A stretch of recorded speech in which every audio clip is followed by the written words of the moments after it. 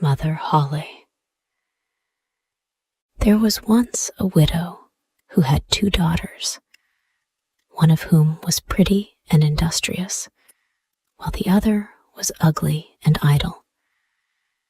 But she was much fonder of the ugly and idle one, because she was her own daughter. And the other, who was a stepdaughter, was obliged to do all the work and be the Cinderella of the house. Every day the poor girl had to sit by a well in the highway and spin till her fingers bled. Now it happened that one day the shuttle was marked with her blood, so she dipped it in the well to wash the mark off. But it dropped out of her hand and fell to the bottom. She began to weep and ran to her stepmother and told of the mishap.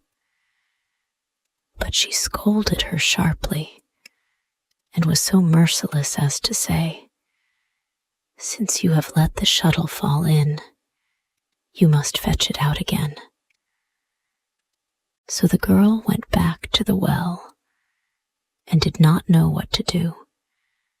And in the sorrow of her heart, she jumped into the well to get the shuttle.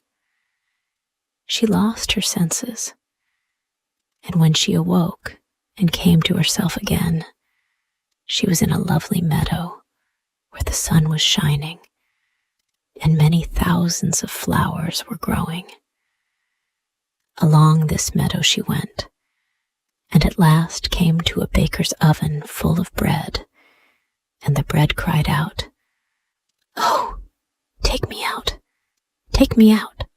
or I shall burn. I have been baked a long time." So she went up to it and took out all the loaves one after another with the bread shovel. After that, she went on till she came to a tree covered with apples, which called out to her, "Oh, shake me, we apples are all ripe." So she shook the tree till the apples fell like rain, and went on shaking till they were all down, and when she had gathered them into a heap, she went on her way. At last she came to a little house, out of which an old woman peeped, but she had such large teeth that the girl was frightened and was about to run away. But the old woman called out to her, "What are you afraid of, dear child? Stay with me. If you will do all the work in the house properly, you shall be the better for it.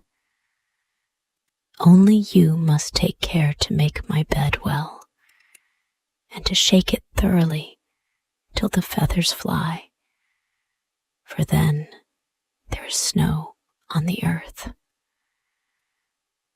I am Mother Holly."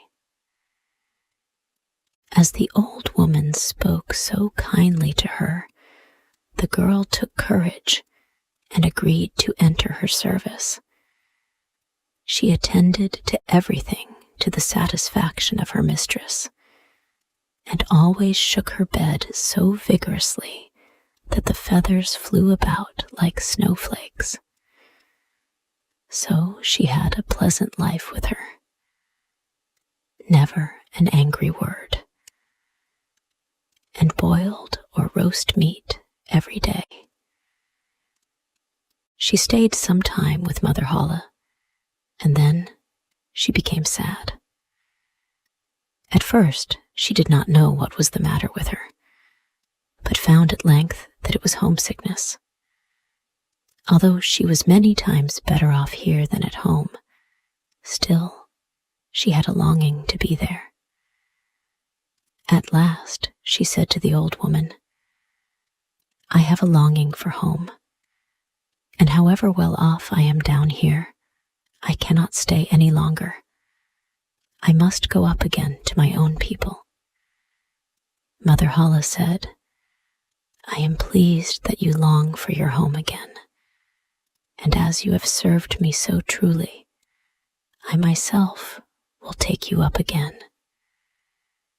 Thereupon she took her by the hand and led her to a large door. The door was opened, and just as the maiden was standing beneath the doorway, a heavy shower of golden rain fell, and all the gold remained sticking to her, so that she was completely covered with it.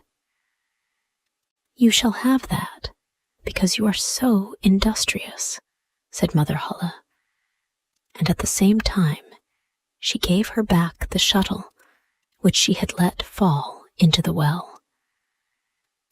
Thereupon the door closed, and the maiden found herself up above upon the earth, not far from her mother's house.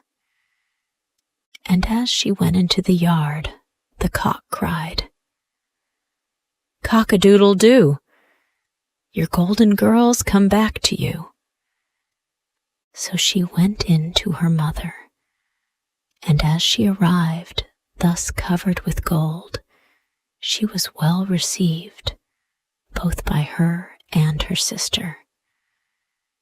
The girl told all that had happened to her, and as soon as the mother heard how she had come by so much wealth, she was very anxious to obtain the same good luck for the ugly and lazy daughter. She had to seat herself by the well and spin, and in order that her shuttle might be stained with blood, she stuck her hand into a thorn bush and pricked her finger. Then she threw her shuttle into the well and jumped in after it. She came, like the other, to the beautiful meadow and walked along the very same path. When she got to the oven, the bread again cried, "Oh, take me out, or I shall burn. I have been baked a long time." But the lazy thing answered, "As if I had any wish to make myself dirty." And on she went. Soon she came to the apple tree, which cried, "Oh, shake me, we apples are all ripe." But she answered, "I like that. One of you might fall on my head." And so went on. When she came to Mother Holle's house, she was not afraid, for she had already heard of her big teeth, and she hired herself to her immediately.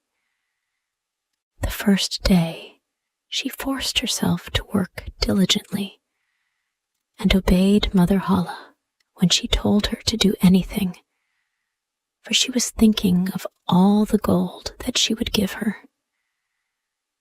But on the second day, she began to be lazy, and on the third day, still more so. And then she would not get up in the morning at all. Neither did she make Mother Holle's bed as she ought, and did not shake it so as to make the feathers fly up. Mother Holle was soon tired of this, and gave her notice to leave. The lazy girl was willing enough to go, and thought that now the golden rain would come. Mother Holle led her too to the great door, but while she was standing beneath it, instead of the gold, a big kettleful of pitch was emptied over her. "That is the reward of your service," said Mother Holle, and shut the door. So the lazy girl went home, but she was quite covered with pitch, and the cock by the well side, as soon as he saw her, cried, "Cock-a-doodle-doo! Your pitchy girls come back to you." But the pitch stuck fast to her, and could not be got off as long as she lived.